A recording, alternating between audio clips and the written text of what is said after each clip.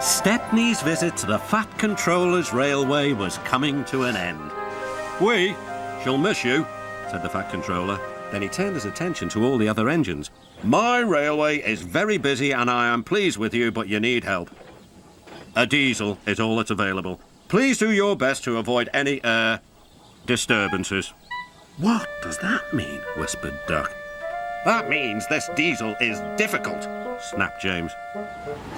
And he was. The diesel surveyed the shed.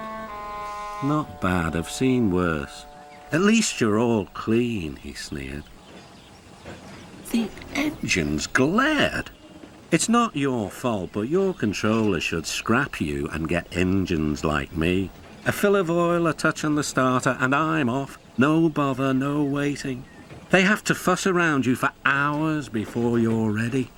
The engines were furious. Next morning, they held an indignation meeting round a turntable. "Disgraceful," mumbled Gordon.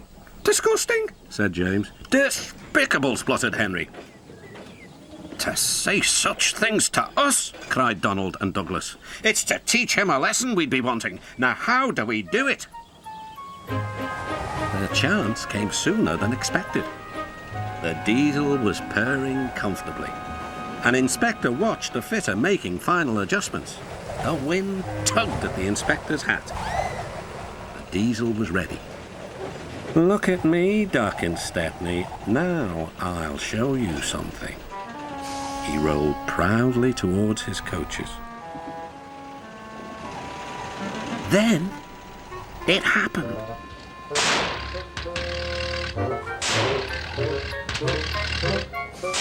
Shaking and spluttering, the diesel stopped.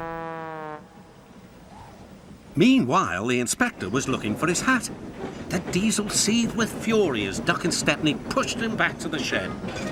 "My hat!" exclaimed the inspector. "You've sucked it through your air intake." "Bother your hat," said the Fat Controller. "The heavy train's due out.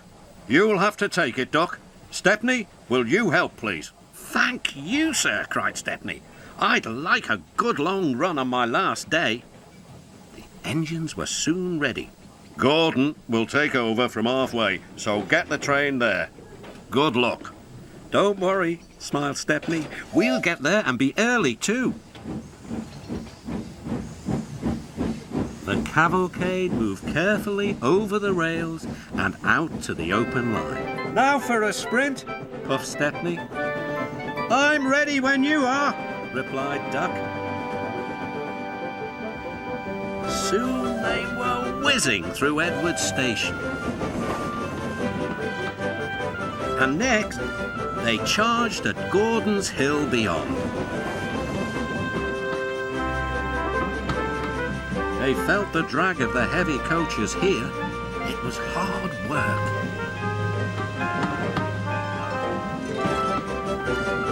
At last, they were running smoothly along the line towards the big station.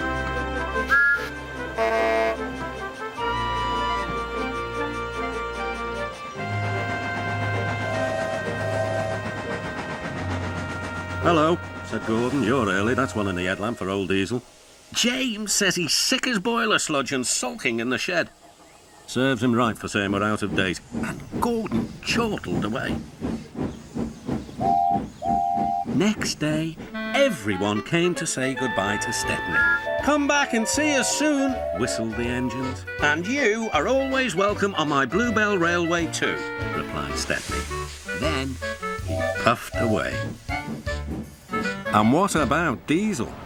He'd slipped out whilst no one was looking. He said goodbye to no one but left two things behind: a rather nasty smell and a battered bowler hat.